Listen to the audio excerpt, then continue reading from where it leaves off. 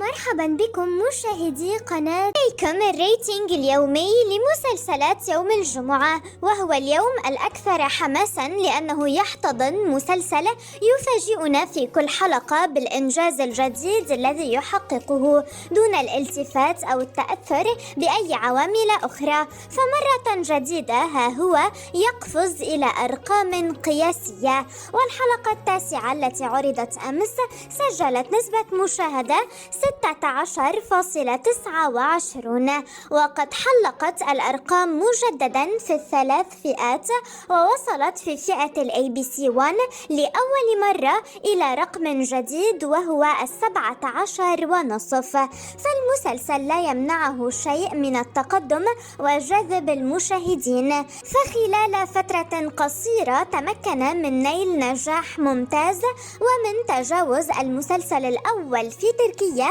على مدار سنة كاملة وهو المدينة البعيدة. ونشير بأن ملخص الحلقة أيضا حصل على ريتنج أسطوري وسجل 9.27. المركز التالي يحتله مسلسل شراب التوت البري، فالحلقة الجديدة 117 نالت على نسبة مشاهدة 5.98.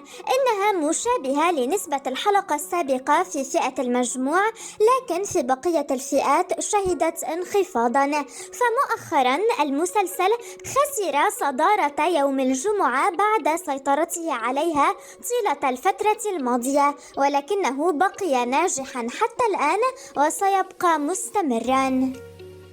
أما آخر مركز فهو من نصيب مسلسل الأزقة الخلفية، حيث حققت الحلقة الجديدة 731 ريتنج 5.61، ارتفع في جميع الفئات ومستواه ثابت على أرقام جيدة منذ بداية موسمه الحالي.